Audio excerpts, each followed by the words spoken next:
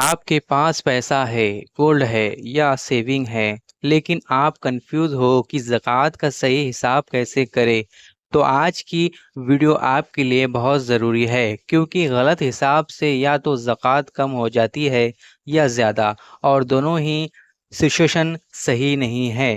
السلام علیکم۔ آج ہم بات کریں گے ایک سمپل اور ایزی طریقے سے زکوٰۃ کا ایگزیکٹ حساب کیسے کرے، اسٹیپ بائی اسٹیپ، بنا کسی کنفیوژن کے۔ زکوٰۃ کس پر فرض ہے؟ سب سے پہلے سمجھ لو، زکوٰۃ ہر مسلم پر فرض نہیں ہوتی۔ زکوٰۃ تب فرض ہوتی ہے جب آپ کے پاس نصاب سے زیادہ مال ہو اور وہ مال 1 سال تک آپ کے پاس رہا ہو۔ نصاب کیا ہے؟ 87.48 گرام گولڈ یا 612.36 گرام سلور کے برابر ویلیو۔ اگر آپ کی ٹوٹل سیونگ اس سے زیادہ ہے تو زکوٰۃ فرض ہے۔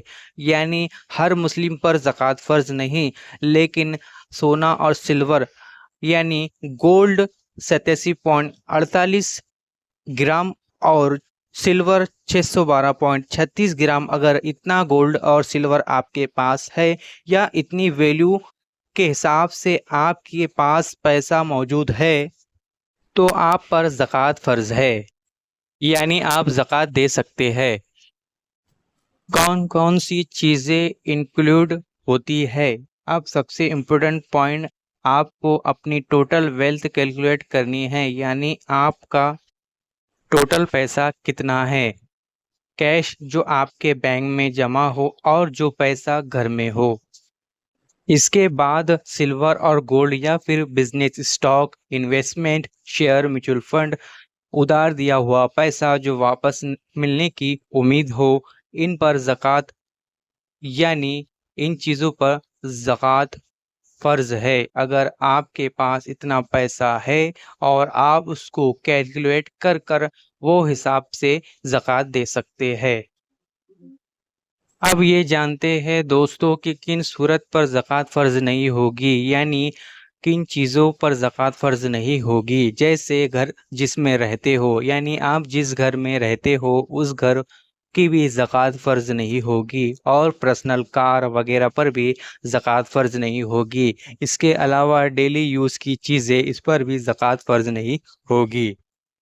سب سے پہلے ٹوٹل اماؤنٹ نکالو، سب چیزیں ایڈ کرو، ایگزامپل کیش، گولڈ وغیرہ۔ یعنی آپ کے پاس کیش 2 لاکھ کا گولڈ ہو اور آپ کے پاس کیش 3 لاکھ ہو تو گولڈ 2 لاکھ ٹوٹل ہوا، آپ کے پاس 5 لاکھ، یعنی 3 لاکھ کیش اور 2 لاکھ کا آپ کے پاس گولڈ ہوا، تو ٹوٹل دوستو آپ کے پاس ہوا 5 لاکھ روپیہ۔ ایگزامپل ٹوٹل اماؤنٹ 5 لاکھ روپے، اور 5 لاکھ کا 2.5% کے حساب سے آپ کے 12,500 روپے، اتنا آپ کو زکوٰۃ دینا ہوگا۔ یعنی آپ کو 2.5% کا زکوٰۃ نکالنا ہوگا آپ کے ٹوٹل اماؤنٹ میں سے۔